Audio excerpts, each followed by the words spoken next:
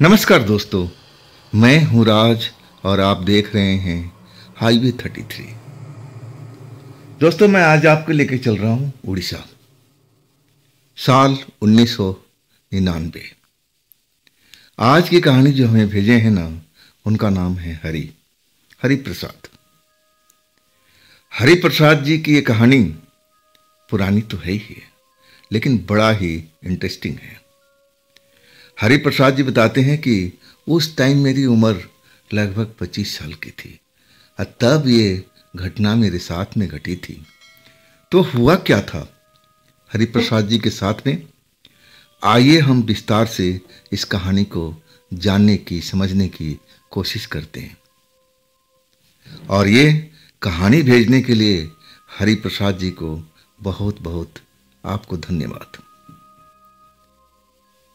दोस्तों, मेरा नाम हरि प्रसाद है, उड़ीसा का मैं रहने वाला, और साल 1999 मुझे भूलता नहीं है, जब मैं लगभग 25 साल का था।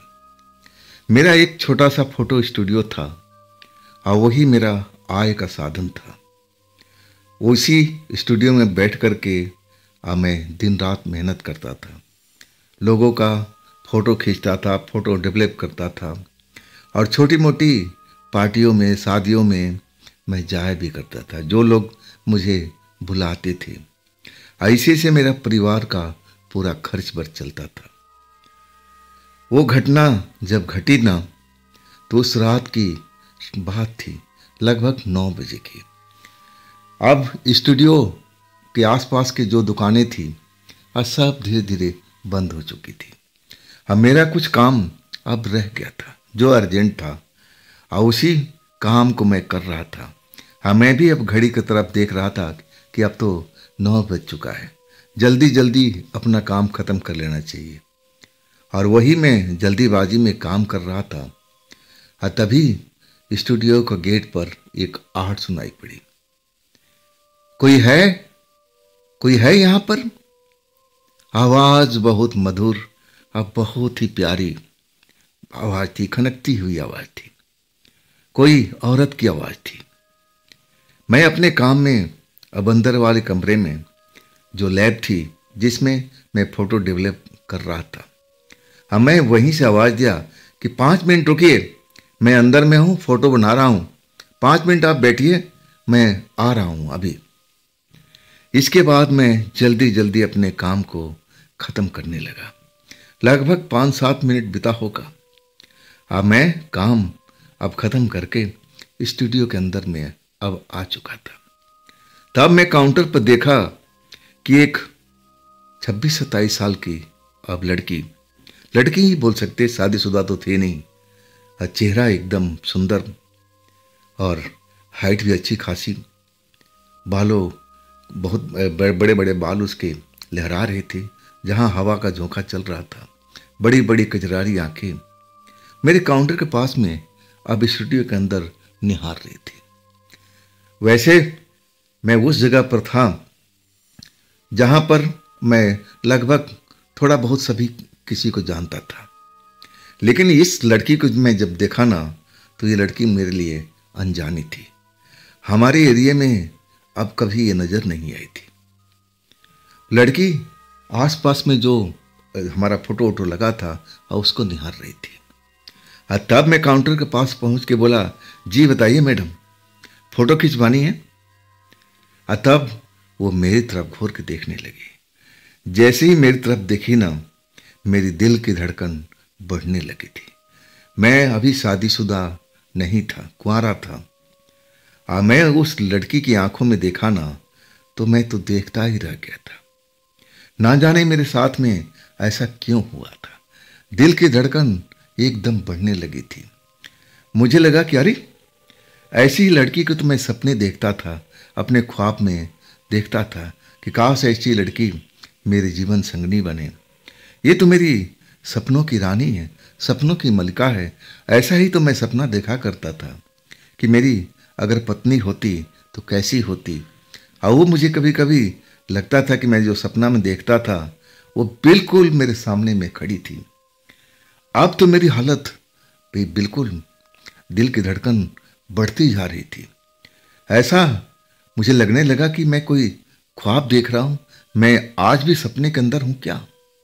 और तभी वो लड़की मेरे चेहरे पर नजर गड़ाए हुए, मेरी आंखों में झांकते हुए कहने लगी, आप फोटो तो बहुत अच्छा खींचते हैं, मैं आपकी फोटोआं देख रही थी और सब बहुत बेहतरीन फोटो है, बड़ा अच्छे कलाकार हैं आप। जब वो लड़की मेरी तारीफ करने लगी ना, तब उसका ध्यान जो था मेरी नज़र से हट चुका था और इधर उधर फिर फोटो के देखने लगी थी। तब मेरे मन में थोड़ा शांति आई थी। अचानक उसकी आंखों में देखने से ना जाने मुझे ऐसा क्या हो गया था, उसके चेहरे से मैं नज़र हटा ही नहीं रहा था। जब अपना चेहरा घुमा करके अन्य फोटो को जो डिस्प्ले में देखने लगी, तब मैं सांस ले पा रहा था। ऐसा क्यों हुआ मैं समझ नहीं पा रहा था। मैं अपनी तारीफ सुनकर के मन ही मन खुश हुआ और कहने लगा, मैडम हाँ, मेरी छोटा स्टूडियो तो जरूर है, लेकिन मैं काम बहुत बढ़िया करता हूँ। तब एक एक फोटो पर निगाह डालते हुए कहने लगी, आप शादी समारोह का फोटो भी खींचने के लिए जाते हैं? मैंने बोला, जी मैम, मेरा तो वही मेन काम है। हाँ, बाकी जो खाली समय होता है मैं अपना स्टूडियो में बैठ करके लोगों को अब सेवा देता रहता हूँ। बताइए, आपको भी कोई फंक्शन है घर में? वो जो लड़की थी अब डिस्प्ले की तरफ देख रही थी, सारू फोटो को निहार रही थी। तब फिर हमारी तरफ अब देखने लगी थी। मैं उसकी नज़रें में नज़रें अब नहीं मिला रहा था। ना जाने मुझे ऐसा क्यों करने को मन नहीं कर रहा था। मैं उसकी आंखों में नहीं देख रहा था, बस अपनी नज़रें गड़ाए हुए और उससे पूछ रहा था कि बताइए, क्या आपको घर में कोई ऐसा समारोह है जहां मेरी ज़रूरत है?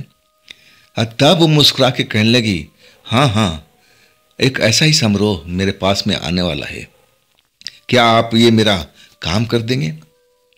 मैंने बोला, जी यही तो मेरा मेन काम है, बताइए कब का है? वो कहने लगी, अभी तो टाइम है उसमें करीब 1 महीना के आसपास। मैंने पूछा कि कहाँ जाना है, किस चीज़ का समारोह है, कितने लोग उसमें शिरकत करेंगे, आएंगे, कुछ थोड़ा बहुत मुझे आइडिया दे दीजिए। लड़की मुस्कुरा के कहने लगी, अरे उसकी चिंता मत कीजिए, समारोह छोटा सा, ये ज़्यादा विशेष बड़ा नहीं है और शादी का फंक्शन है, मेरे परिवार का ही है। अब मैं समझ गया कि ज़रूर मेरा बात बन जाएगी। अब मैं कहने लगा कि ठीक है, अपना नाम, एड्रेस और तारीख मुझे बता दीजिए ताकि मैं और उस दिन के लिए कोई बुकिंग कर ना सकूं। कब का मुहूर्त है, कब का बारात है, सब कुछ मैं पूछने लगा, लेकिन वो टाल गई। कहने लगी, अभी वक्त है मेरे पास में, फिर मैं आपके पास में दोबारा आऊँगी। इसके बाद डिस्कस होने लगी। लेकिन मैं बार बार कह रहा था कि देखिए मैडम, अगर उस तारीख को जब आपकी घर में फंक्शन है, अगर कोई और काम आ गया तो माफ़ कीजिएगा, फिर मैं आपके काम को कर नहीं पाऊँगा। आप जल्दी हमें बता दीजिए, मैं एक तरह से डायरी में नोट कर लूँगा, तब मैं उस दिन का कोई काम नहीं ले पाऊँगा और उसके लिए आपको एडवांस भी देना पड़ेगा। लड़की मुस्कुरा रही थी, मेरी तरफ देख रही थी। मैं कभी कभी उसके नज़रों की तरफ देखता ना, शरीर में झुरझुरी सी ले लेती थी और कहने लगी, हाँ चलिए, आज तो नहीं, मैं कल फिर इस जगह से गुजरूंगी और तब मैं आपके पास में आके पूरी बात करूंगी। मैं पूछने लगा कि आप रहती कहाँ हैं? मैं तो इस एरिया में लगभग कुछ न कुछ लोगों को जानता रहता हूँ, आते जाते सब दिखाई देते रहते हैं। तो आप किस मोहल्ले में रहती हैं? मैं आपको पहली बार देखा हूँ। लड़की टालती रही, कोई और बात करती रही। इसके बाद टाइम भी हो रहा था, लगभग 9:30 बज चुका था। वो अकेले ही थी। रात के टाइम में आसपास के दुकानें सब बंद हो गई थी।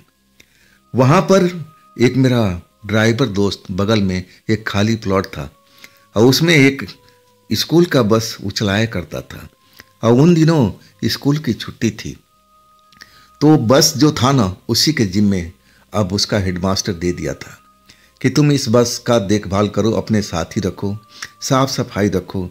स्कूल में अब इतना जगह नहीं थी, अब बहुत सारी बसें थी, 10-15 के आसपास में, प्राइवेट स्कूल में। तो हमारे स्टूडियो के थोड़ा आगे में एक खाली प्लॉट था, उसमें बड़ी जगह थी, खाली थी, और वहाँ बस लगा करके अब वो साफ सफाई करता और उसमें रहता भी था। रात के टाइम में देखभाल भी करता था बस का। और जब भी उसके पास खाली समय होता था ना, तो मेरे स्टूडियो में आ जाया करता था गप्पे लड़ाने के लिए। आखिरकार 9:30 बज गया था। अब तक तो मैं अपना स्टूडियो बंद कर देता था, आसपास में सब दुकानें बंद हो गई थी। अचानक वही दोस्त अब मेरे सामने आकर के खड़ा हो गया। अब कहने लगा, अरे हरी, किससे बात कर रहा था? तू अभी तक घर नहीं गया? देख 9:30 बज चुका है। अब मैं समझ नहीं पाया कि वो मेरी ग्राहक सामने खड़ी है। वो जैसे ही आया ना, वो लड़की अब रोड की साइड में उतर चुकी थी। वो एक तरफ कुछ जाने लगी। अब बार बार मुझे देख करके मुस्कुराती थी और जाते जाते अपने हाथ हिलाए के बाय बाय करती जा रही थी। अब मैं भी उसको अपने हाथ हिला करके बाय बाय कर रहा था। जो मेरा ड्राइवर दोस्त था, उसका नाम था राजू। राजू वहाँ खड़ा कभी मेरे को तरफ देख रहा था और कभी रोड की तरफ देख रहा था। अचानक वो लड़की जब मुझे नज़र नहीं आने दी, अब नज़र नहीं आ रही थी, तब मैं अपने दोस्त के सामने अब अपनी नज़रें टिका दी। मेरा दोस्त कह रहा था कि हरी, किससे बात कर रहा था अभी तक? बड़ी जोर जोर से तेरी बातचीत हो रही थी, लेकिन दुकान पर कौन था? मैं तो देख ही नहीं पाया। अब तो किसको बाय बाय कर रहा था? मैं अब राजू की तरफ देख रहा था कि क्या मजाक कर रहा है। अरे मैं कहने लगा कि मेरे दोस्त क्यों मेरे साथ मजाक कर रहा है? तुझे वो सुंदर लड़की दिखाई नहीं थी जो मेरी दुकान पर अब आई थी कुछ बातचीत करने के लिए? उसके घर में शादी का फंक्शन है और वो ये सब पूछने के लिए आई थी कि आप करते हो कि नहीं करते हो। अभी तो गई है, जैसे तू आया है तभी तो वो रोड पर उतरी है, और वही तो मुझे बाय बाय कर रही थी।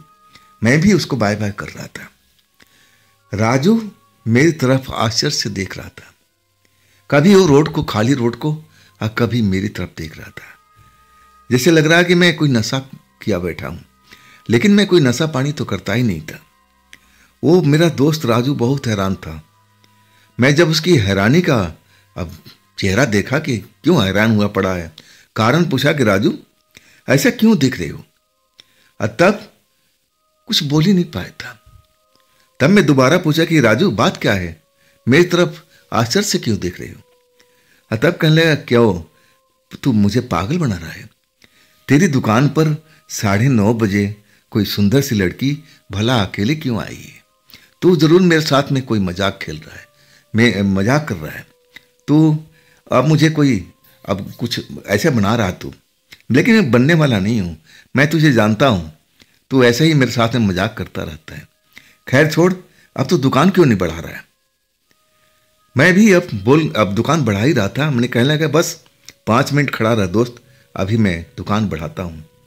इसके बाद मैंने वही किया, अपना स्टूडियो का अब काम शटर डाउन कर दिया था, ताला लगा करके, और अपने दोस्तों से अब एक तरह से जो राजू था उसी के साथ रोड पर उतर करके, और उसी के तरफ में जो जहाँ बस खड़ी थी वो उसी तरफ से मेरा रास्ता था। तो हम बात करते हुए आगे निकल लगे। अब जाते जाते मैं कहा कि देख राजू, वो जो लड़की आई थी ना यार, बहुत ही खूबसूरत थी, जैसा मैं सपनों में देखा करता था कि कोई मेरी जीवन में आए तो ऐसी ही लड़की आए। देख राजू, मैं मजाक नहीं कर रहा हूँ, वैसे ही लड़की बिल्कुल मेरे सामने खड़ी थी जिसके बारे में तेरे को बता रहा था। अब जो मेरा राजू दोस्त था ना, अभी भी उसको लग रहा था कि मैं मजाक कर रहा हूँ। कहने लगा, मैं तुझे जानता हूँ, तू मेरे साथ में अब मजाक करता रहता है। अरे लड़की होती तो मैं देखता नहीं, तू तो कह रहा है कि बस अभी अभी उतरी है, तो क्या वो हवा में गायब हो गई? मैं उसे देख नहीं पाया। मुझे बड़ा आश्चर्य लगा उसकी बात सुन करके। मैं सोचने लगा कि कहीं वो उल्टा मजाक मेरे साथ तो नहीं कर रहा है, मुझे यही लगा। इसके बाद वो अपने बस की तरफ चला गया था और मैं अपने घर की तरफ निकलता चला गया। बात आई गई हो गई। फिर मैं अगले दिन सुबह में अपने जो निश्चित टाइम था और अपने स्टूडियो में आ चुका था। अब दिन भर अपने काम में लगा रहा और आजकल कोई फंक्शन नहीं था, ऐसे ही थोड़ा स्टूडियो का काम हल्का फुल्का चल रहा था। बड़ी मुश्किल से कुछ पैसे मैं कमा पाता था। गर्मी का टाइम था और घनघोर गर्मी भी पड़ रही थी। शाम हो चुका था और वही 9 बजे के बस कुछ ही मिनट बाकी था। तभी वो लड़की अब मेरे काउंटर के पास खड़ी दिखाई दी।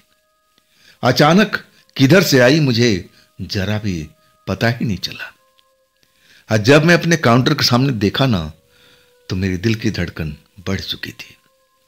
मुझे लगा कि यहाँ यही लड़की है जिसके सपने में देखा करता था। यही लड़की मेरे सपने में आती थी। मैं मन ही मन ऐसी लड़की से शादी करने का मन बना चुका था कि ऐसी खूबसूरत लड़की अगर मेरे जीवन में आती है तभी मैं शादी करूंगा। और वही लड़की अब दूसरी बार मेरे काउंटर पर खड़ी थी और मेरी तरफ देख के मुस्कुरा रही थी। मैं जब उसको देखा एहसास हुआ कि हाँ आ चुकी है। मेरी आवाज बंद हो चुकी थी। बस मैं उसकी तरफ देखता जा रहा था। वो लड़की कभी मेरे चेहरे को और कभी स्टूडियो के अंदर लगे फोटो डिस्प्ले वो देखती जा रही थी। आखिरकार वो बोली कि अभी गए नहीं आप? 9 तो बज चुका है कभी का। मैं बोला जी जी बस मैं अभी जाने वाला था। बताइए कैसे आना हुआ? क्या फाइनल हो चुका है डेट शादी का, त्योहार फंक्शन का? तब वो कहने लगी एक तरह से फाइनल ही है। तो मैंने बोला फिर डेट तारीख बता दीजिए और कुछ एडवांस में दे दीजिए ताकि हम उस दिन का कोई फंक्शन अब ले नहीं पाए। तब वो कहने लगी हाँ लिखिए।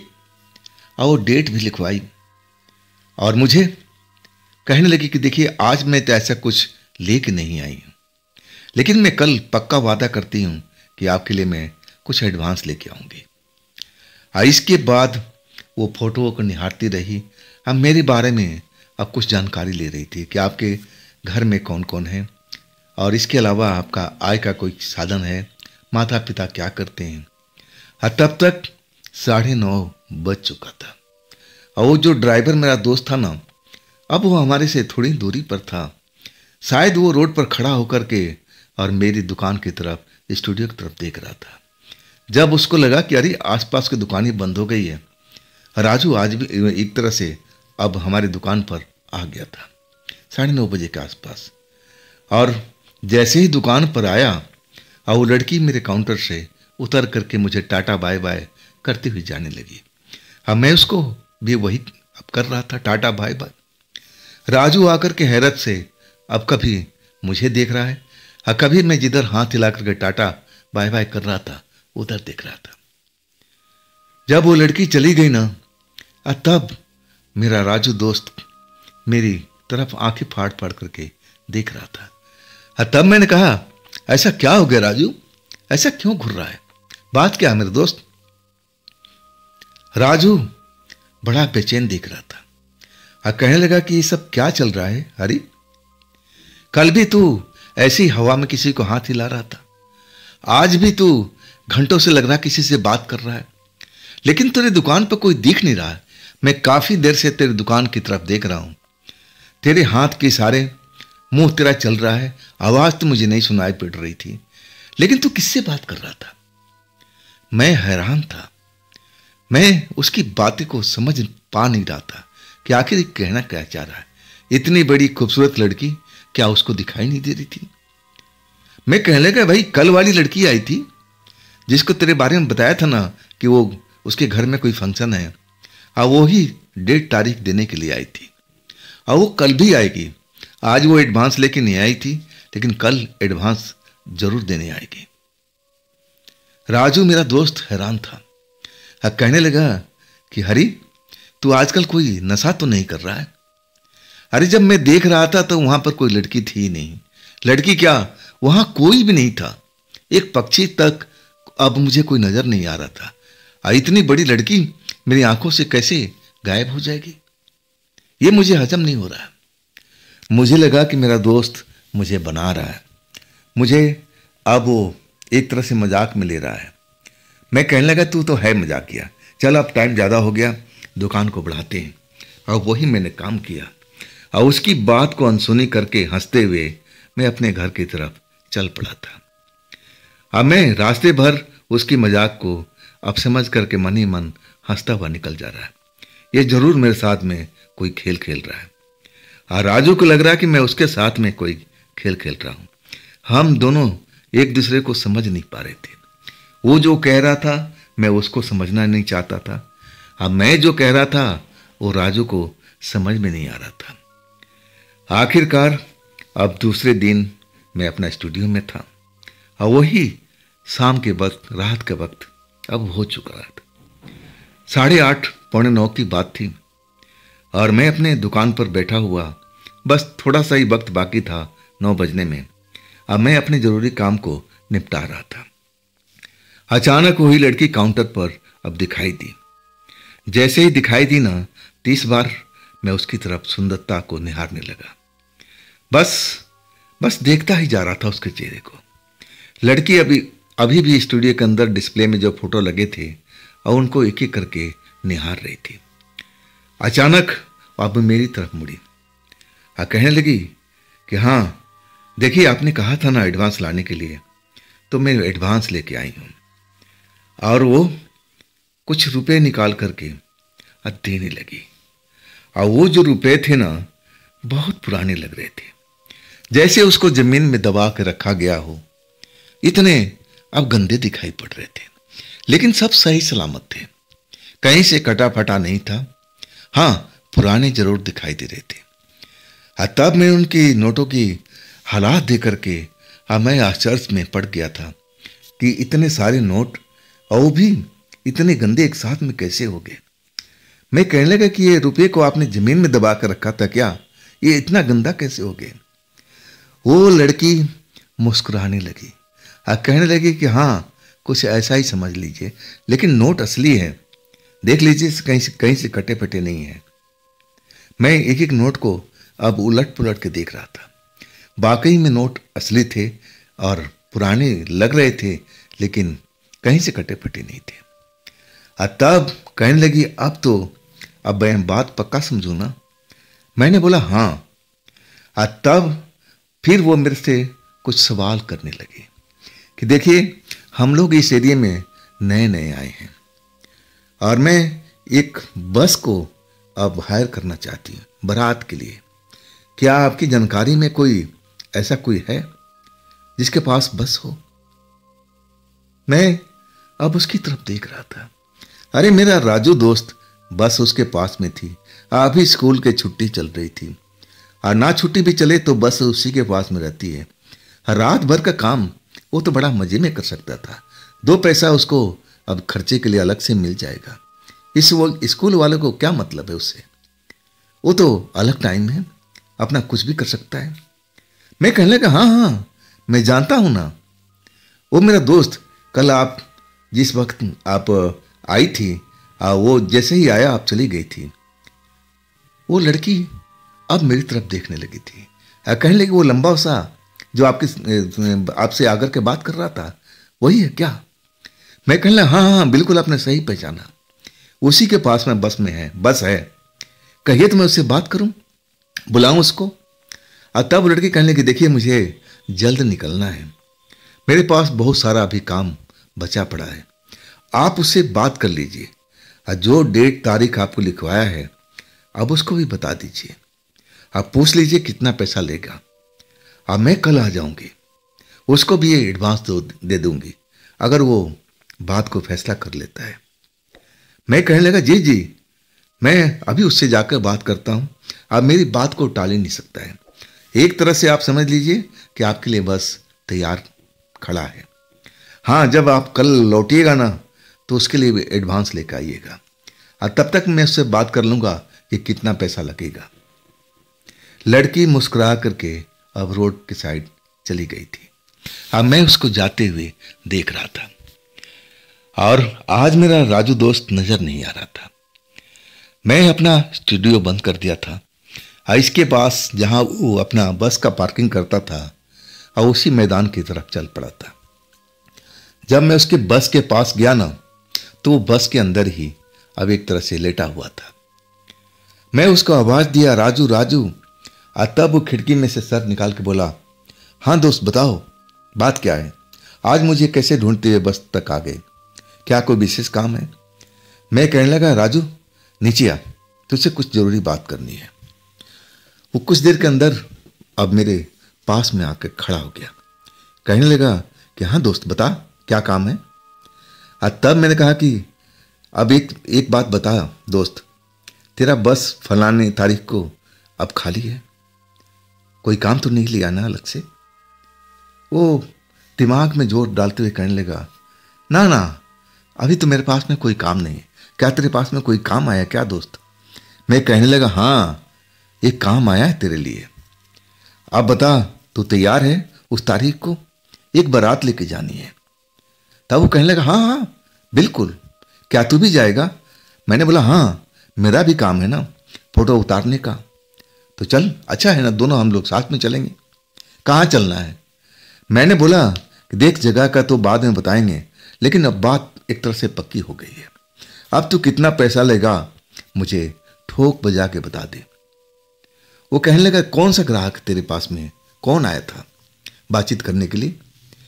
तब मैंने बोला कि अरे दोस्त, जिसको तू मजाक उड़ाता है, जिसको देख करके भी अनदेखी कर देता, वही तो खूबसूरत लड़की और उसके घर में शादी है।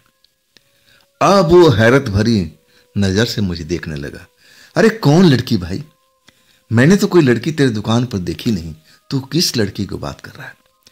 मैं सोचा कि जरूर मुझे बना रहा है। अब मैं कहने लगा, छोड़ भाई, अब तू पैसे बता, कितना तू लेगा, कितना एडवांस चाहिए? तब वो दिमाग पर जोर देते हुए कहने लगा कि इतना पैसे बता देना, अगर 150 कम भी देंगे तब भी चलेगा, लेकिन दोस्त एडवांस जरूर ले लेगा, क्योंकि आजकल अब मेरे पास में कड़की चल रही है। कुछ एडवांस हो जाएगा तो खर्च बर्च का अब एक तरह से जरूरत पूरा हो जाएगा। तब मैंने कहा कि अब फिक्र मत कर, तूने पैसा बता दिया है, कल वो लड़की आएगी तो मैं उससे एडवांस भी ले लूंगा। लेकिन वो मेरा जो दोस्त था ना, अभी मुझे हैरत भरी नजर से देखता रहा था। मैं मुस्कुराते हुए अपने घर की तरफ चल पड़ा था। मैं जान रहा था कि मेरा दोस्त मुझे बना रहा है। मैं मुस्कुराते हुए अपने घर की तरफ निकल चुका था। अगली रात को शाम को जब 8 साढ़े 8 का वक्त था, उसी टाइम 9 बजे के आसपास वो लड़की आती थी। जब आती थी ना, मैं एक चीज गौर किया था, नोट किया था। अब उसके शरीर से कुछ खुशबू आती थी। और दूसरी चीज, मैं जब भी देखा ना, उसको उसी ड्रेस में देखा था। बड़ा ही सुंदर ड्रेस था, पिंक कलर का, और वो पिंक कलर उस पर बड़ा खिलता भी था। उसकी सुंदरता को चार चांद लगा देता था। बड़े बड़े उसकी जुल्फे खुली रहती थी, हवा का झोंका चलते ही लहराने लगती थी। एक तरह से मैं उस लड़की से प्यार भी करने लगा था। मन ही मन, शायद वो लड़की क्या मेरे से इंप्रेस हुई है कि नहीं हुई है, मैं ये अभी कह नहीं सकता था। लेकिन मेरे दिल गवाही करता था कि हाँ हरी, वो भी लड़की तेरे से प्यार करती है, तभी तो तेरे पास बार बार रात के टाइम स्टूडियो में आती है। उसके दिल में भी तेरे लिए चाहत है। अब मन ही मन में तो बहुत खुश रहता था उन दिनों में। आखिरकार अगले दिन अब वही 9 बजे के आसपास अब लड़की आ चुकी थी। आते ही बोलने लगी कि क्या आप बस वाले से बात होगी आपकी? मैंने बोला कि जी मैडम, जैसा आपने कहा था हमने बस वाले से बात कर दिया, क्या मैं बुलाऊं उसको? तब कहने लगे नहीं नहीं, आपने कर लिया, बात बराबर ही है, क्या देना है उसको? तब मैंने बताया कि देखिए बस का भाड़ा इतना है, एडवांस इतना चाहिए। इस बार वो पैसे लेके आई थी। कमाल की बात थी कि सब वैसे ही पुराने पुराने नोट दिख रहे थे, जैसे जमीन में दबा कर रखा गया हो। अब ऐसा नोट उसके पास में कहां से आए, मैं समझ नहीं पा रहा था। जब इतने सारे नोट उसने दिए, सब एक जैसे ही लग रहे थे कि सालों से जमीन के अंदर दबा के रखा हुआ। तब वो कहने लगी अब मेरी तरफ से एडवांस अब आपके पास में आ चुका है और सब कुछ तय हो चुका है। अब मैं आपको अभी नहीं मिलूंगी। मैं जब तारीख नज़दीक आ जाएगा तो मैं बीच में आऊंगी और तब मैं बताऊंगी कि बारात कहाँ से कहाँ तक जाना है, क्योंकि मैं उससे बार बार पूछ रहा था कि कहीं दूर तो नहीं जाना है। और तब वो मुस्कुरा के कहने लगी, नहीं नहीं, इसी शहर में है, पास में ही है, ज़्यादा दूर नहीं है। हाँ, मैं अब सोच में पड़ गया था। वो अपना वो घर का एड्रेस क्यों नहीं बता रही है, बारात कहाँ जाना है वो क्यों नहीं बता रही है। अब मैं पैसा तो ले चुका था, बस का अब भाड़ा भी हो चुका था, उसके लिए एडवांस भी आ चुका था। हमें अब एक तरह से खुश था, चलो अब वक्त आएगा तो बता भी देगी। अब ना जाने ये बात क्यों छिपा रही, होगा कोई उसका पर्सनल। अब मैं उसमें ज़्यादा उलझना नहीं चाहता था। खैर, उसके बाद वो लड़की बीच बीच में एक आध दिन के गैप दे करके आती थी। 10-15 मिनट मेरे दुकान पर अब खड़ी हो जाती थी। हम दोनों अब एक तरह से अब एक दूसरे को चाहने लगे थे। अब सारा डील तो हो चुका था, उस डील की बात ही नहीं थी। वो लड़की मुझे भी आकर्षित अब एक तरह से कर रही थी। मुझे ऐसा लग रहा था उसके आकर्षण में मैं भी फंसा हुआ था, शायद वो मेरी आकर्षण में वो भी फंसी हुई थी। अब मन ही मन मैं तो उससे प्यार करता था, लेकिन इतनी हिम्मत नहीं हो रही थी कि मैं उससे बात करूं। लेकिन उसकी रंग ढंग, बॉडी लैंग्वेज देख करके मुझे जरूर अभी ये एहसास होने लगा था कि ये लड़की मुझे दिलो जान से चाहती है। और मुझे तो उसका उस टाइम में इंतजार रहता था। 8:30 के बाद रात को मैं बेचैन हो जाता था कि कब आएगी वो, कब आएगी। कभी कभी एक दिन छोड़ के आती थी, कभी 2 दिन छोड़ के आती थी, लेकिन जब नहीं आती थी ना तो उसकी याद में मैं तड़पने लगता था। घर जाता था ना तो मुझे खाना पीना अच्छा नहीं लगता था। मेरी माँ कहती थी कि बेटा खाना नहीं खाएगा क्या। अब मैं कोई बहाना करके टाल देता था कि माँ तबीयत ठीक नहीं है, अच्छा नहीं लग रहा है, आज रहने देते हैं। लेकिन माँ जिद्दी थी, कहती थी कि नहीं बेटा, खाली पेट कभी नहीं सोया करते, थोड़ा बहुत भी खा लो। अब वही थोड़ा बहुत खा करके मैं अपने चारपाई पर सो जाता था। और सपने के अंदर में वही लड़की मुझे दिखाई देती थी, जो मुझे कभी अब घने बाग में ले जाती थी, कभी फूलों की बाग की सैर कराती थी। मैं तो जैसे लग रहा था कि जन्मों जन्मों का उससे रिश्ता हो चुका है। हम एक दूसरे से एकांत में मिलते थे, और जब आँख खुलती थी न सुबह में तो मैं हैरान हो जाता था। मैं तो लगता था कि मैं फूलों की दुनिया में हूँ। आज जब आँख खुलती थी तो मैं अपने पुराने घर में अपने आप को देखता था। वाकई में वो मेरे दिल पर अब राज करने लगी थी। उसके बगैर मैं तो सोच भी नहीं सकता था। अब एक तरह से उसके प्यार में बिल्कुल अंधा हो चुका था, पागल हो चुका था कहा जाए तो। आज जब तक स्टूडियो पर नहीं आती मैं बेचैन सा इधर से उधर कभी रोड के साइड में देखता रहता था। और वो ड्राइवर दोस्त, अब उसको भी लगता था कि मैं उसके साथ में कोई खेल खेल रहा हूँ, मजाक कर रहा हूँ। और वो आकर के कभी कभी कहता था, क्या वो तेरी लड़की दोस्त आई थी क्या? मैं बोला हाँ आई थी, क्या तुझे वो दिखाई नहीं थी? तब उसको लगता था कि मैं मजाक करता हूँ। कहने लगा हाँ हाँ दिखाई पड़ी थी ना, वो लंबी सी ऊंची वाली, बड़े बड़े सैंडल पहन रखी थी, सफ़ेद कपड़े पहन रखे थे। एक तरह से वो मुझे बनाने की कोशिश करता था। उसको लगता था कि मैं उसके साथ कोई गेम खेल रहा हूँ, मजाक कर रहा हूँ। और वो भाड़ा एडवांस मैंने ही दिया हूँ, लेकिन इतने मेरे पास में पैसे कहाँ थे। वो अभी तक समझ नहीं था, मजाक कर रहा था। तब मैं उसको चेतावनी देता था कि राजू राजू तो अपने आप को थोड़ा सीरियस हो जा। जो तारीख मैं तुझे बताया हूँ ना, उस तारीख पर तुझे हाजिर होना है। तुझे एडवांस मिल चुका है और उस तारीख को हमें उस जगह पर चलना है, उस बारात को लेकर जाना है। तब वो हंस के कहने लगा हाँ भाई, मैं कहीं भागा जा रहा हूँ, मैं भी यहीं पर हूँ। अच्छा हुआ तूने मुझे कुछ पैसा एडवांस में दे दिया, ऐसे मेरा खर्च बर्च अब मज़े में चल रहा है।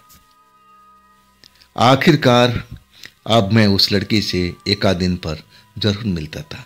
वो जब आती ना 9 बजे के आसपास ही आती थी, 10-15 मिनट मेरे साथ में बातचीत करती, फिर वो मुझे टाटा बाय बाय करके चली जाती। मैं उसको रोकता भी रहता कि मैं भी आपके साथ चलता हूँ। और तब वो मना कर देती कि नहीं नहीं, दुनिया है, ना जाने किस नज़र में सब देखें, ये अच्छी बात नहीं है, मैं अकेली चली जाऊंगी। और तब मुझे लगा कि लड़की बहुत ही संस्कारी है और ये पर्दे वाली लड़की है। एक तरह से मैं उसका इज्जत भी कर रहा था। खैर, इस तरह करते करते अब लड़की एक दिन आई है मेरे पास काउंटर पर। अब मैं अपने काम में व्यस्त था। हाँ, वो तारीख बिल्कुल नज़दीक आ चुका था, मात्र बस 2 दिन बचा हुआ था। हाँ, जैसे ही काउंटर पर आकर के आप वो मुझे आवाज़ दी, अरे सुनिए, कहाँ बिजी हो गए। तब मैंने देखा, हाँ, देखता ही रह गया था। वो पहले से ज़्यादा खूबसूरत नज़र आ रही थी। लेकिन कमाल की बात थी, जब भी मुझे मिलती थी ना, वही ड्रेस था या उसके पास में इस तरह का ड्रेस बहुत सारा था।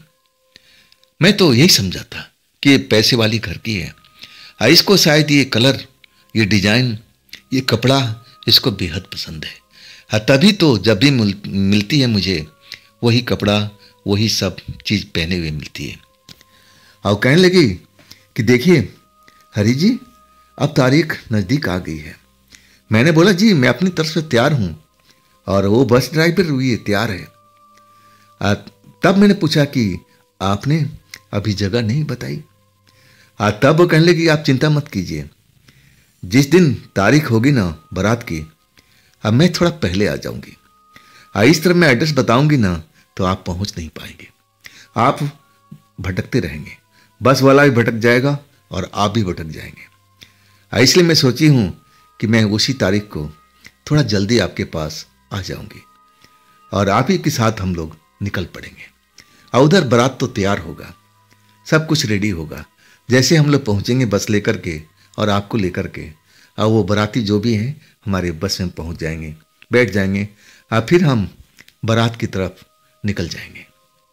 अब एक तरह से लड़की ने मुझे सब कुछ समझा दिया था। मैं भी सोच रहा था चलो अच्छी बात है, जब बारात की मालकिन खुद ही आ रही है तो हमें क्या टेंशन करना है। मैं उससे पूछता भी था कि आपके घर में किसकी शादी है, लेकिन वो टाल जाती थी। खैर छोड़िए ना, बाद में आप पता लग जाएगा, इतनी जल्दी क्या है, अब है ना मेरे घर में कोई। आखिरकार वो टाइम भी अब आ चुका था।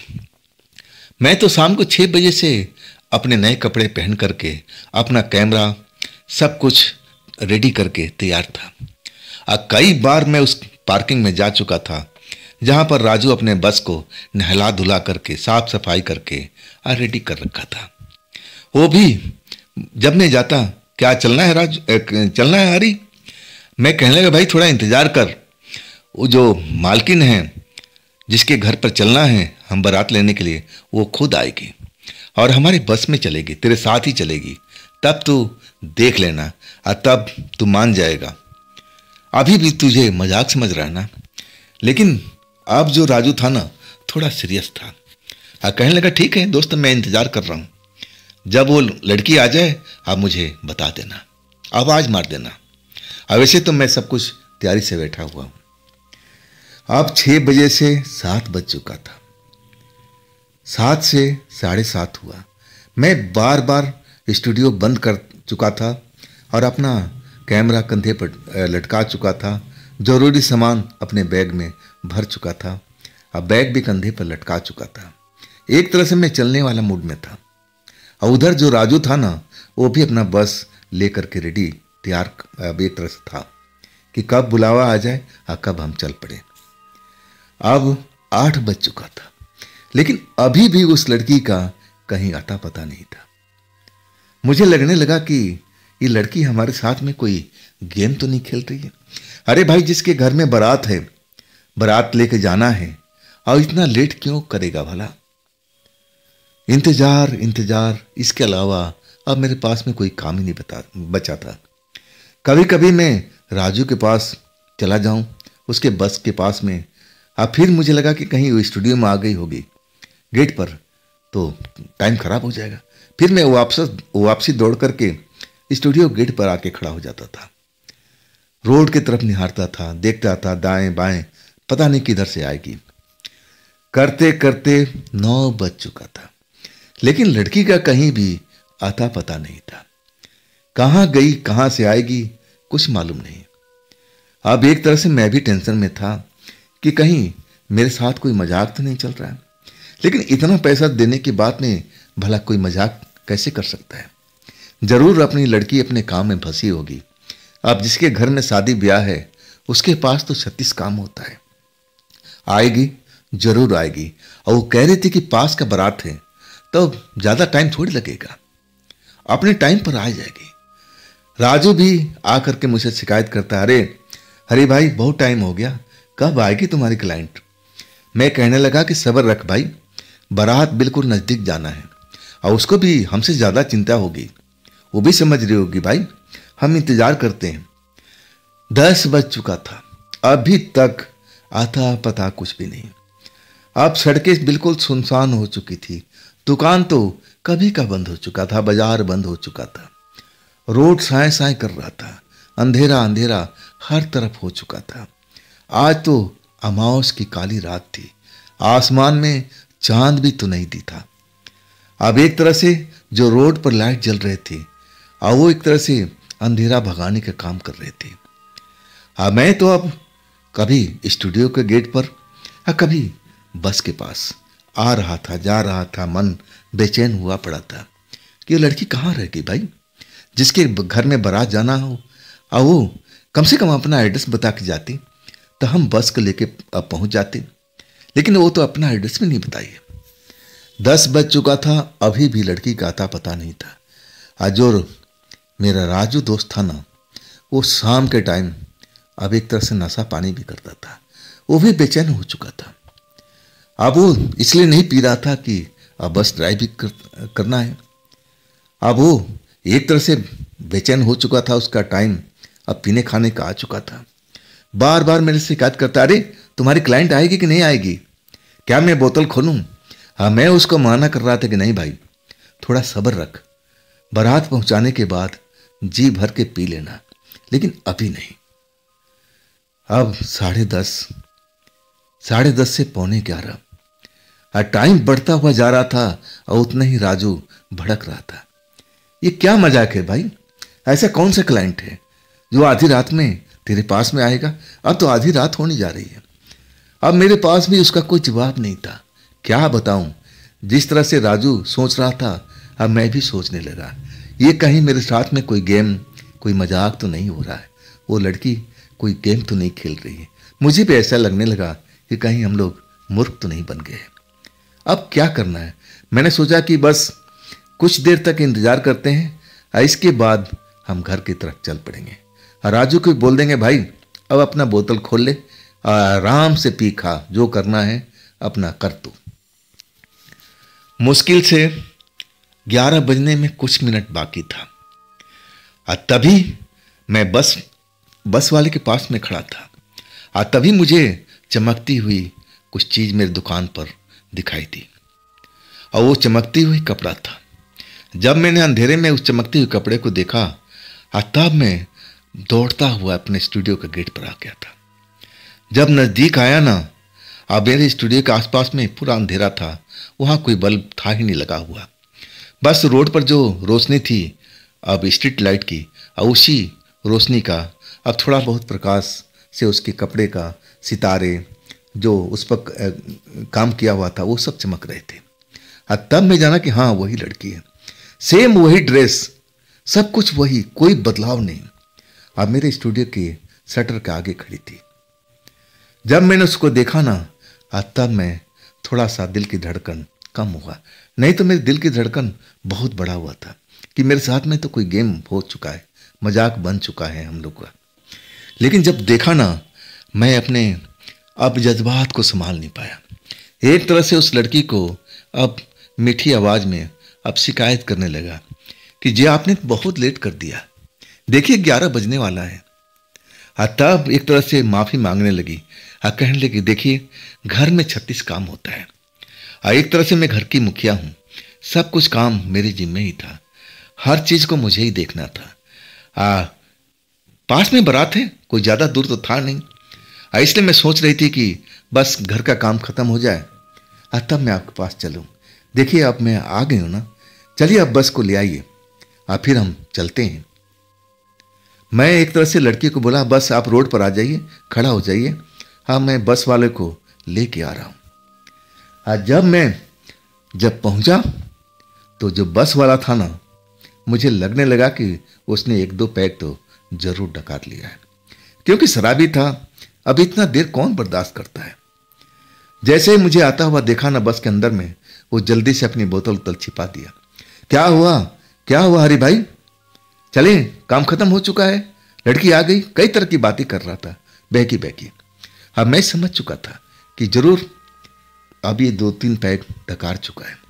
अब मैं कहने लगा कि राजू बस स्टार्ट कर, क्लाइंट आ चुकी है, ले आ रोड पर। अब राजू हैरत से देख रहा है, कहाँ है क्लाइंट? मैंने बोला कि रोड पर खड़ी है, मेरे स्टूडियो के सामने में लेके आ।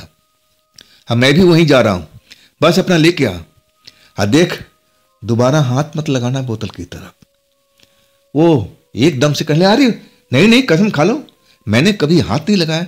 लेकिन मैं समझ चुका था कि ये झूठ मूठ का कसम खा रहा है, जरूर 2-3 पैक ये हजम कर चुका है। मैं उस लड़की के पास में आ चुका था। तब तक राजू अपना बस लेकर के रोड पर आ चुका था। हॉर्न मारा और तब मैं उस लड़की को लेकर के बस के अंदर चढ़ा। राजू एक तरह से आज वो अपनी नजर से उस लड़की को साफ साफ देख रहा था। जब हम दोनों बैठ चुके थे तब राजू ने मुझे इशारे से बुलाया। मैं उसके पास पहुंचा। तब वो क्षमा मांगने लगा। अरे दोस्त, तू तो सही बोलता था, ये तो गजब की खूबसूरत है, मैं तो आज तक इसको देख ही नहीं पाया। ये तो हूर है भाई, क्या ये तेरा दोस्त बन चुकी है? तब मैंने उसको धीरे से बोला, अरे शोर मत कर, हाँ ये एक तरह से मेरी दोस्त हो चुकी है, कैसी लगी है? तब कहने लगा, भाई गजब की है, ये तो परी समान दिख रही है। अब एक तरह से राजू कहने लगा कि भाई अब एड्रेस से बता दे किधर जाना है। तब मैंने उस लड़की को आवाज दिया कि मैडम जी आप रास्ता तो बता दीजिए, आप एक ऐसा कीजिए आगे ही आ जाइए, अगली सीट पर बैठ जाइए और हमें ड्राइवर को रास्ता बताते हुए चलिए। और वो लड़की अब अगली सीट पर, ड्राइवर के सामने वाली सीट पर आके बैठ गई थी। अब एक तरह से जो राजू था ना, उसकी निगाहें भी वो सुंदर लड़की पे पड़ी हुई थी। नजरें छुपा करके कभी कभी देख लिया करता था। और उस लड़की के पीछे वाली सीट पर अब मैं बैठा था। लड़की बता रही थी सीधा चलते रहिए, और उसी के कहे अनुसार राजू बस चलाता जा रहा था। अब हम एक तरह से अपने जो एरिया था, शहर था, और उससे दूर अब एक वीराने की तरफ आ गए थे। हम ना जाने कहाँ जा रहे थे, ये अनुमान लगा नहीं पा रहे थे। हर तरफ जिधर देखो अंधेरा ही अंधेरा था। बस चलती जा रही थी, लड़की रास्ता बताती जा रही थी। आज ज्यादा टाइम नहीं लगा था, आधा घंटे के आसपास में अचानक वो लड़की कहने लगी, बस आप इधर को मोड़ लीजिए। एक पतला सा रोड था, बस जा सकती थी, लेकिन उधर जो बोर्ड लगा हुआ था ना, उसमें साफ साफ लिखा हुआ था शमशान का रास्ता। जब वो रास्ता बोर्ड हमने देखा, मैं तो चौंक गया था। मैं उस लड़की से बोला, अजी आप गलत जगह लेके जा रही हैं, ये तो शमशान की तरफ रास्ता जा रहा, बोर्ड लगा हुआ है। लड़की पीछे मुड़ी, अब मुझे घूर करके देखने लगी। जैसे ही मेरे नजरों से मिली, मेरे शरीर में अब चींटियां रेंगने लगी थी। शरीर जो था ना, झंझनाने लगा था। इसके बाद मेरा मुंह बंद हो चुका था। जैसे लड़की मेरे दिमाग में बोल रही हो कि हाँ ये शमशान नहीं, ये मेरा घर का रास्ता है, और बस इसी सड़क पे जाएगी। आज शायद ऐसा ही अब ड्राइवर के दिमाग में उसने भर दिया था। ये शमशान का रास्ता नहीं, ये हमारे घर का रास्ता है, इधर ही मेरा घर है। अब ड्राइवर भी एक तरह से हिप्नोटाइज और मैं भी हिप्नोटाइज अब हो चुके थे। हमें भी लग रहा था कि नहीं, ये लड़की सही जगह पर लेके जा रही है। कुछ ही देर के बाद शमशान हमारे सामने खड़ा था। शमशान में एक बल्ब जल रहा था और उसकी रोशनी कुछ देर तक अंधेरा को दूर करने की कोशिश कर रही थी। बस रुक चुका था और लड़की मुस्कुराते हुए बस से उतर गई। कहने लगी, बस बारात आती ही होगी, इसके बाद हम बारात की तरफ, जहां बारात जाना है, चल पड़ेंगे। बस आते ही होंगे, सब आते ही होंगे। कुछ देर तक बल्ब की रोशनी में हम देखते रहे। एक तरह से हम हिप्नोटाइज हो चुके थे। अब वो जो लड़की हमारे दिमाग में डालती थी, अब वही हमें समझ में आ रहा था। वही हाल बस ड्राइवर का था, राजू का, और वही हाल हमारा था। आखिरकार उस बस में धड़धड़ाते हुए लोग ना जाने कहां कहां से अब निकल के आने लगे। अब बस के अंदर बैठने लगे शोर करते हुए, और हमें लग रहा था कि ये सब बाराती हैं जो भी आके बैठ रहे हैं। आखिरकार वो बस देखते ही देखते सीट सब कुछ भर चुका था। वो लड़की मेन जो पहला सीट था, अब वहां पर आकर के बैठ गई थी। शोरगुल हो रहा था बस में। हमें तो लग रहा था कि सब बाराती हैं। अब बारात में तो शोरगुल होता ही है। कपड़े भी ढंग ढंग के पहन रखे थे। इसके बाद लड़की अब ड्राइवर को आदेश देती है कि आप बस को, अब जैसे मैं बता रही हूं, उधर को ले चलो। ड्राइवर राजू बस को मोड़ता है, और हमें जरा भी एहसास नहीं होता है कि हमारे बस में जो बैठे हुए हैं, देखने में सब बिल्कुल हट्टे कट्टे इंसान की तरह दिख रहे थे, मनुष्य की तरह दिख रहे थे, जिसमें अब पुरुष भी थे और महिला भी थी। एक से एक खूबसूरत महिलाएं उस बस में बैठी नजर आ रही थी, सजी सवरी जैसी बारात में जाती हैं। हमें जरा भी एहसास नहीं हुआ, ना तो राजू का एहसास हुआ, ना मुझे हुआ। अब बस चल पड़ी थी। कुछ ही देर के बाद अब जो हमारी चाहने वाली मैडम थी, अब वो कहने लगी, बस अब बाएं साइड में बस मोड़ लो। वहां भी एक बोर्ड लगा हुआ था, शमशान का रास्ता, और हमने बोर्ड को देखा, लेकिन हम उस चीज पर आश्चर्य में नहीं थे। हमें लगा कि लिखा होगा बोर्ड, अब ये बारात तो जा रही है ना। और वो लड़की के बताए हुए रास्ते पर हम चलते रहे। अब सामने दूसरा श्मशान आ चुका था। बस हमारी रुक चुकी थी। लड़की ने बोला, बस यही हमारी बारात आनी है। इसके बाद जितने लोग बस में सवार थे, सब उतर चुके थे, सजे हुए कपड़े में, एक से एक कपड़े पहन रखे, चमकते हुए रंग बिरंगे कपड़े, जिसमें औरतें भी मर्द भी। इसके बाद वो लड़की कहने लगी, हरी कैमरा आपका तैयार है ना, तो चलो ना। इसके बाद मैं तो तैयार ही था। मैं उस लड़की के साथ, उन बारातियों के साथ अब चल पड़ा था शमशान के अंदर। मैं जानता था कि शमशान है, लेकिन उस टाइम में दिमाग में वो शमशान नजर नहीं आ रहा था।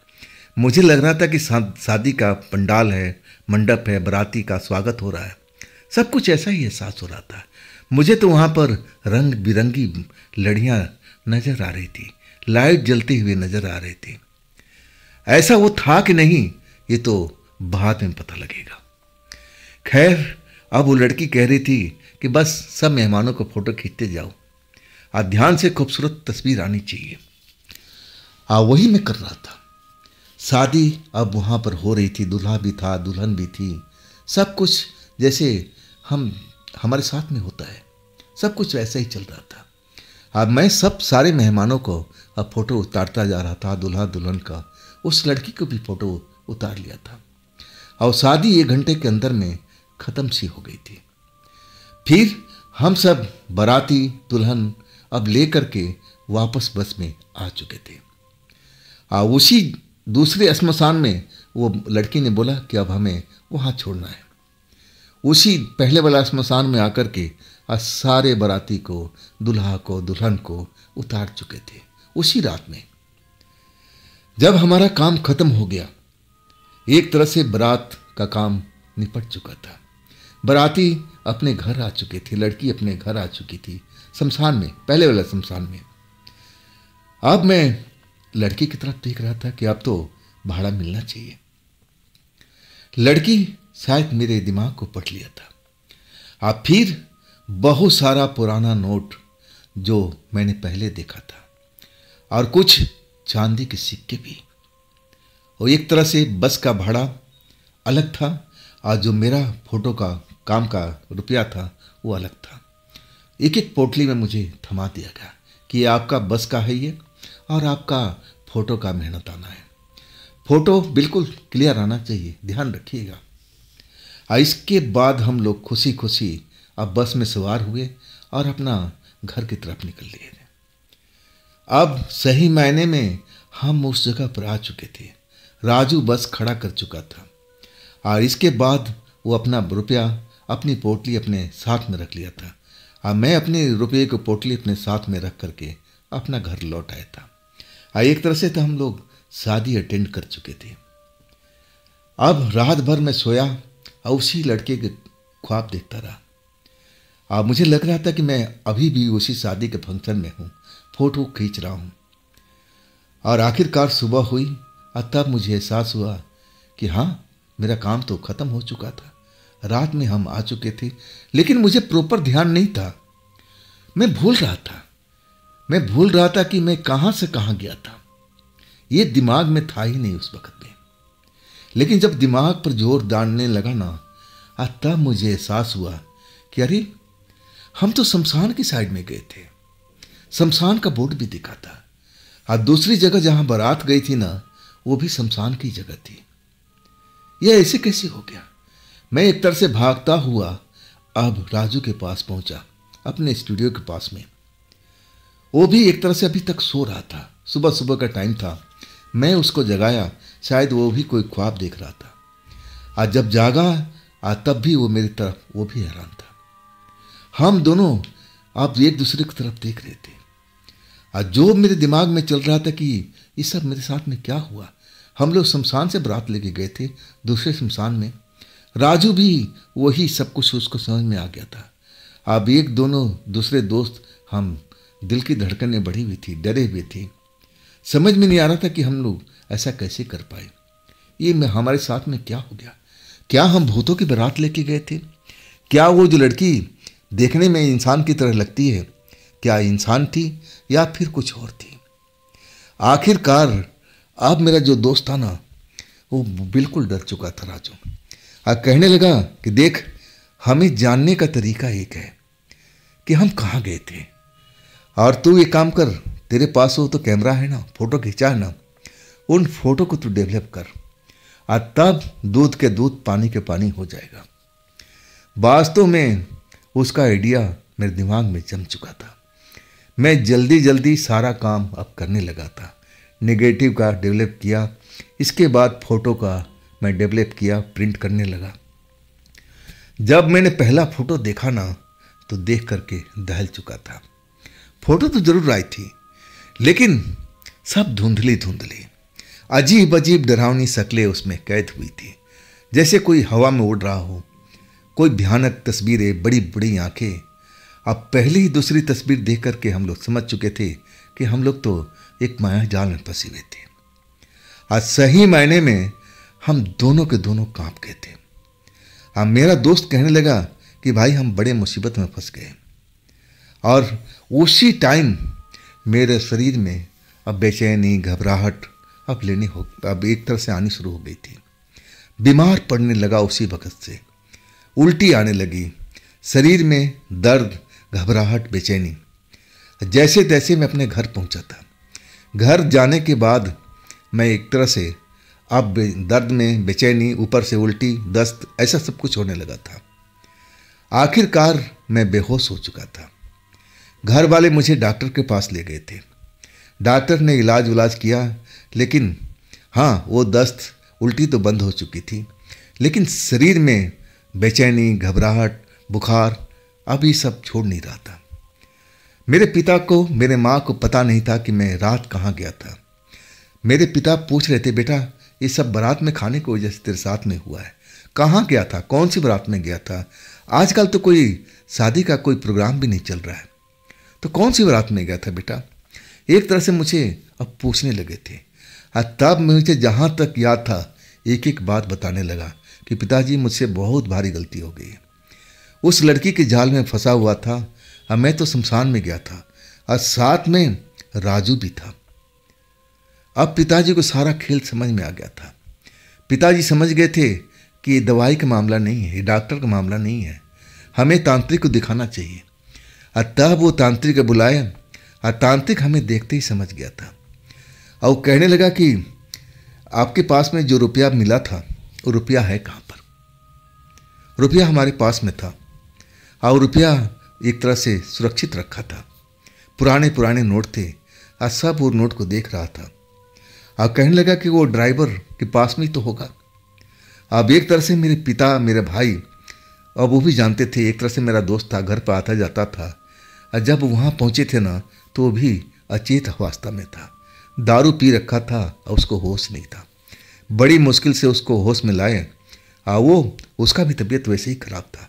भयानक भयानक वो सपने देख रहा था सोते टाइम में। उससे भी अब लेके घर पर आया गया था और वो जो रुपया था, कुछ रुपये तो उसने खर्च कर लिया था, लेकिन जो भी रुपया उसके पास सुरक्षित था लेके आया गया। और सारे रुपये को तांत्रिक ने बोला कि जो पास में कोई मंदिर हो दान पेटी में डाल के आ जाइए। और मेरे परिवार ने वही किया, सारा रुपया मंदिर के दान पेटी में डाल के आ गया था। और इसके बाद तांत्रिक ने अपने तंत्र मंत्र के द्वारा हम दोनों को उन चीज़ों से उबार पाया था। और कहने लगा कि जो आप लोग गए थे ना, वाकई में शादी थी, लेकिन इंसान की नहीं, एक तरह से भूतों की शादी थी। और वो अमावस की रात थी जब आप बारात को लेके गए थे अपने बस में। आप फ़ोटो खींचे थे, फ़ोटो डेवलप करके देखे थे ना। मैंने बोला हाँ, उसमें तो बहुत भयानक भयानक तस्वीरें थी। और इसके बाद मैंने वो फ़ोटो को सारों को फाड़ दिया था, रील को जला दिया था। तब वो तांत्रिक बोले बहुत बढ़िया किया था, अगर वो फ़ोटो तुम्हारे स्टूडियो में होती ना तो फिर हमें स्टूडियो में जाना पड़ता, लेकिन यह काम पहले आप कर चुके थे। वाकई में वो डरावना पल था हमारे लिए, मेरे लिए भी और राजू के लिए भी। लेकिन उस सदमे में हम काफ़ी महीने तक रहे। हिम्मत नहीं हो रही थी कि मैं जाके स्टूडियो खोलूं। और उसके बाद ना तो वो लड़की का मुझे सपना आता था और ना मैं कभी अपनी आंखों से उस लड़की को करीब से देखा था। हाँ, महीने के बाद मैं अपना दुकान, वही मेरी जीविका थी, रोजी रोटी थी, लेकिन मैं दुकान पर देर रात तक नहीं बैठता। उस तांत्रिक बाबा का कहना था कि सही टाइम पर आपके पिता ने मुझे सही टाइम पर लेके आए। अगर सही टाइम पर नहीं लाते ना तो हो सकता था कि आप उनकी मंडली का सदस्य बन जाते।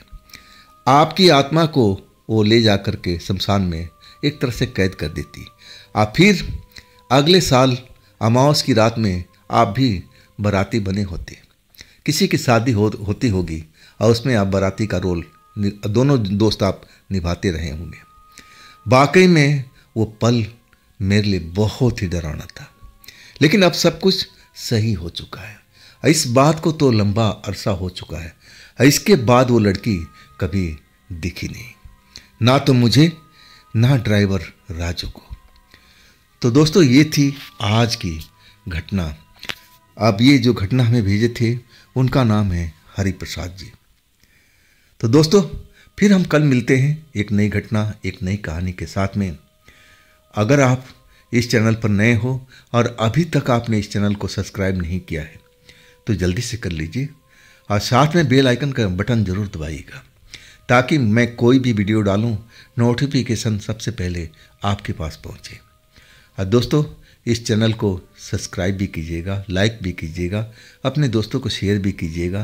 और फिर हम कल की रात मिलते हैं इसी चैनल पर, इसी टाइम में। नमस्कार।